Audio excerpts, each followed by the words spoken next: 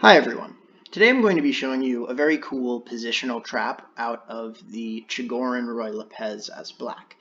And what I really like about this line is that while it is admittedly a sideline, it's very short, it's very intuitive, natural play. And so once you watch this video, you're going to have pretty much all that you need. You can put it in your back pocket, and if the line comes up, then you're going to be able to enjoy a nice little advantage as black.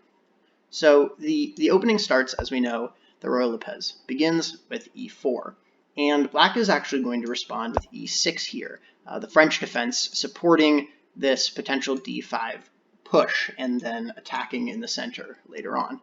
White's move is going to bring us into the Chigorin variation, the very tricky queen to e2. Now, what's tricky about this move is that it may very well be white's only move where black's best response is not d5. Now, d5 actually is playable here, but you are going to at least temporarily lose the pawn because after pawn takes, the queen is now pinning your defending pawn, and so you're not going to be able to take back immediately. Probably the best try for black here, theoretically speaking, is c5.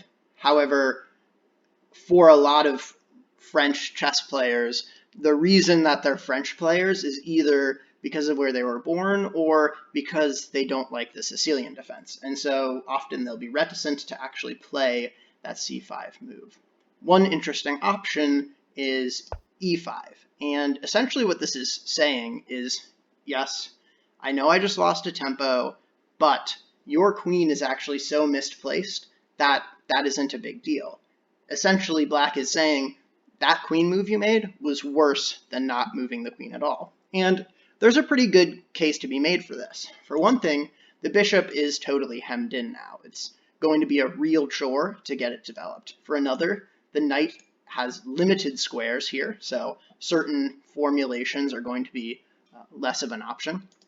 And on top of this, the d4 push is weakened. The queen is no longer supporting it, and the pawn is there to defend the square for us. Finally, and perhaps most importantly, after black gets castled, puts that rook on the e-file, there could potentially be some serious tricks now that the queen and the king are aligned.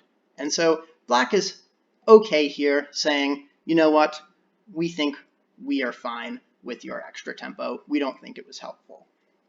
And because the case to be made there is so strong, a fairly reasonable move for white is actually to return the queen to d1. Say, you're right, that isn't where I actually want my queen long term, but now that I've gotten you to push the pawn, I'm happy with the exchange in general. And from here, we're going to be playing pretty natural moves. Knight to f6, attacking that pawn, knight to c3, defending the pawn, and then bishop to b4, attacking the knight and threatening to take the pawn, which brings us into the Ruy Lopez Chigorin variation. And what's interesting here is that while all of our moves are very natural and material is still technically equal, black is going to be able to enjoy a nice little advantage from this position, shouldn't have any trouble for the rest of the game.